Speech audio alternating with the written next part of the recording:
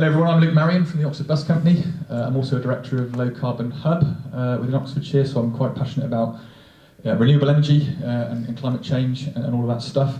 I'd echo a lot really of what Chris has said around the future being around a combination of two wheels and mass transit. I think electric vehicles and cars have their place, but cars are still cars. And what we've been finding as a bus operator over the last 5 years is, like Llewellyn said, congestion's growing. It's making it harder for our business to operate, and the money our business can generate to reinvest in vehicles is reduced.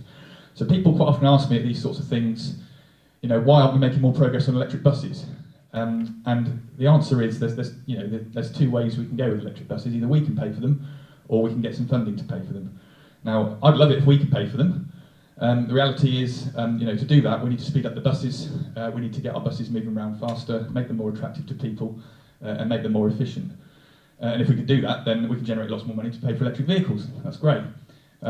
We also need the electric vehicles to meet our needs. At the moment, an electric double-decker can do about 150 miles range, so that's actually getting to the level where it's now suitable to operate on things like the City 5, City 3, those kind of things. Driving up and down the A34 to Abingdon, less suitable, because those vehicles are doing 250 miles plus a day. So we probably need a kind of two-tier solution for mass transit. The local routes, you probably can use battery electric vehicles. There's some challenges around heating. A lot of electric buses in London have got diesel heaters. Diesel heaters can use up to 25% of the energy you would have used driving a diesel bus. So, is that a sensible thing to do? Can we move to electric heating, infrared heating, those kind of things? And do we need maybe some kind of range extender bus or a hydrogen EV for those longer range routes? As a bus operator, that's quite challenging because you've got large investments to make in infrastructure. You only really want to make those investments once because you're digging up your depot, disrupting your business, all that kind of stuff. And doing it in the traditional way with the DSO, like SSE, you'd be paying a good few £1 million each time you put another cable in, every time you order 20 buses. So we've been looking with the Energy Super Hub project, which is running in Oxford at the moment with Pivot Power, around having a scalable supply into the depot where we can get 2 megawatts maybe to begin with, expand that to 4 megawatts, 6 megawatts, etc., as you buy more vehicles. One challenge as a bus operator is you've got a fleet of 280 vehicles. You don't get rid of them all on the same day. These vehicles have got book value. You've bought them with an expectation you're going to use them.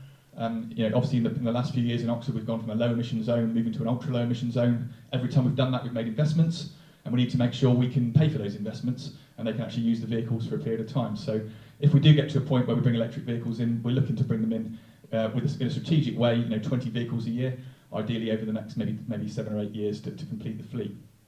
In order to do that, we are going to need some funding. And one challenge I throw out to the County Council is making sure that we're all joined up on strategy and where we see the bus within the mix of transport modes, because other cities are ahead of us in the bid for this funding. You've seen cities like Plymouth doing things where they're committing to improve bus speeds by 40% over the next 10 years. Really ambitious stuff. And when it comes along for funding, those cities are going to be ahead of the queue for people like us because they've put the bus front and centre of where they want to go.